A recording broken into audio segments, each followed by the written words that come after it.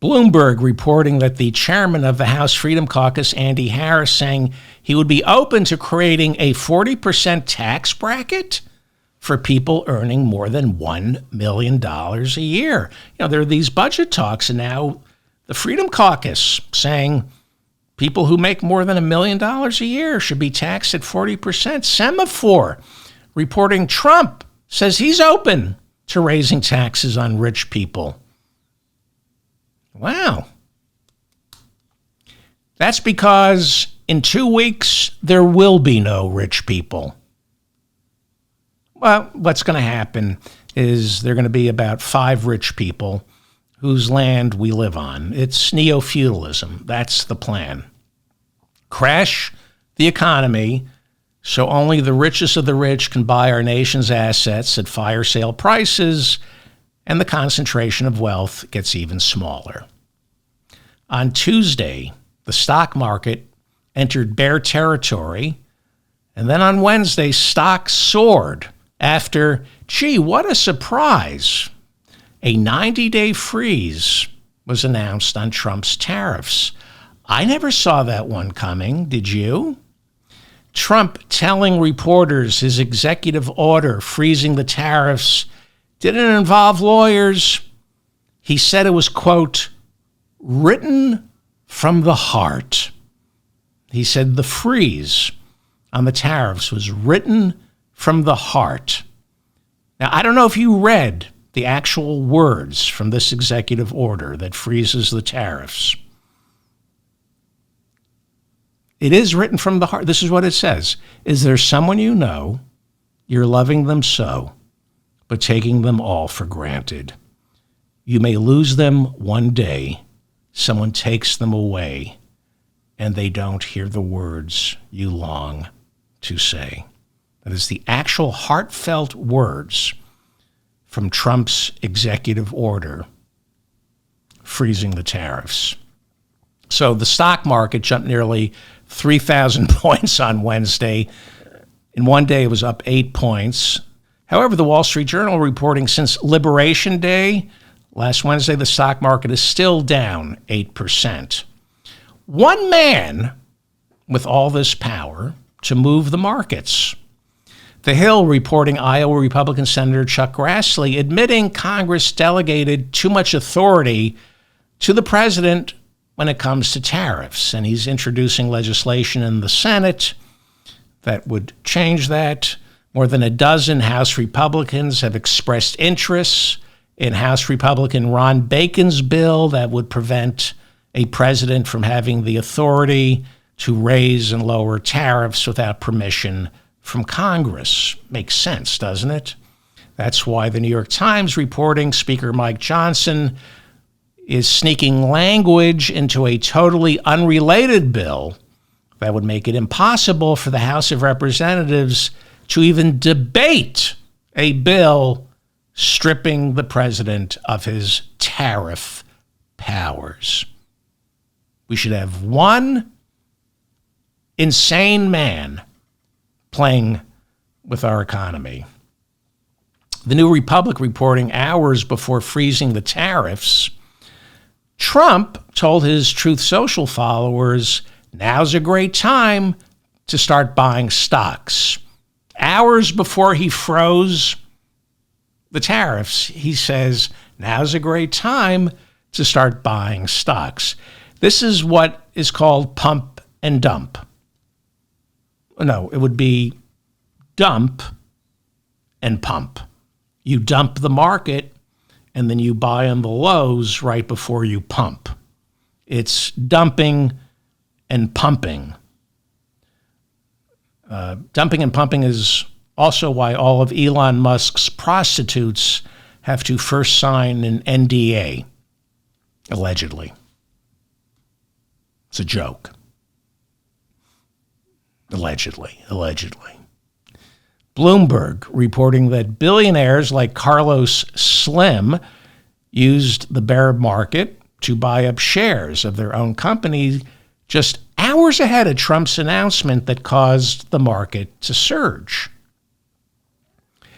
House Democrat Stephen Horsford represents Nevada's 4th Congressional District. He sits on the Ways and Means Committee. Watching the market surge Wednesday, he asked Congress, is this market manipulation? Time Magazine reporting that Senator Adam Schiff of California is now calling for a congressional investigation to look into whether or not Trump engaged in insider trading and or market manipulation by ordering this 90-day freeze on the tariffs. Let me save you all a little time and money. What do you think? Trump Wednesday said there would be a 90-day pause on these big tariffs, but 10% tariffs still remain in effect. And he didn't touch the 125% tariff on most Chinese imports. Newsweek reporting Trump said he decided to announce the freeze because people were, quote, getting a little bit yippy and queasy. He said, yeah, I froze the tariffs. It was making people yippy and queasy. Yippy and queasy, also his nicknames for Don Jr. and Eric. Yippy and queasy. Who talks this way? Yippy. Yippy and Queasy, I believe, are the two dwarves Snow White refused to be with alone in the same room. I think she said, do not leave me alone with Yippy and Queasy. I think Yippy, like when he talks about golf, he says, you know, some guys choke. They get a case of the yips. Like if you can't stand the pressure, you get the yips. I think that's what he said about Biden during the debate. He said when it first started, I just thought Biden had a case of the yips. Not only is McKinley his favorite president, he's talking like it's 1900. The yips. Getting yippy. Trump claiming the tariffs are a tremendous success and that the United States, even before the big tariffs were supposed to go into effect, Trump is saying we're making $2 billion a day off the new tariffs. But the BBC reporting that's a lie. Trump lying? The tariffs still in place are not bringing in $2 billion a day. And by the way, if they were, it would be our money. Not China's, not Canada's, not Mexico's, not the Penguins. It's what American consumers pay. It's a tax on American consumers. We're not making $2 billion a day. If we were, it would be our money. You might recall that Trump said these tariffs were permanent and non-negotiable. Trump said almost 75 countries have approached him to begin negotiation over the non-negotiable tariffs. Trump adding, the world is kissing my ass right now. He literally said that as if that's supposed to make me proud to be an American. That we have a leader who thinks it's a good thing that people are kissing his ass. They don't make a gas mask strong enough for anybody to kiss his ass. So it's complete chaos. There is no plan. That is the plan. And the New Republic reporting that U.S. Trade Representative Jamieson Greer was finishing up his 4th hour before House Ways and Means Committee. This was on Wednesday. 4 hours into his testimony before the House Ways and Means Committee, defending the tariffs, explaining they're non-negotiable, they're permanent. He's going 4 hours of explaining it's all going to work. The president knows what he's doing. He's interrupted after 4 hours and told we just received word that the president has reversed his position. He's freezing the tariffs. And our trade representative, Jamieson Greer, said, oh. He spent 4 hours wasting the time of our House Ways and Means Committee going over each country, explaining why these tariffs, why these reciprocal tariffs make sense, what they're going to accomplish, why they're permanent and non-negotiable, assuring everyone in the room it's a great idea. Oh, your president just reversed them. Oh, okay. The New Republic, authorities, these are all people in positions of authority. Life or death decisions. The New Republic reporting that the White House on Wednesday had absolutely no idea how to explain the president's sudden decision. Press Secretary Caroline Leavitt just lied. That's what she does. She said the media doesn't understand the president's plan. When the media, when they said, what's going on? She blamed the media for being stupid. She said, quote, many of you in the media clearly miss the art of the deal. You clearly fail to see what President Trump is doing here. So I hate to use the term gaslighting. It's a cliche, but this is what gaslighting is. Trump says the tariffs are non-negotiable, and they were non-negotiable. He didn't negotiate them. He just reversed them with nothing in return. And the White House now is calling this the plan Trump had all along, and that it's the art of the deal. What is the deal? There were no negotiations. He just reversed the tariffs. How is that a deal? I mean, it's true. There was no negotiation. He caved like he is with Putin over Ukraine.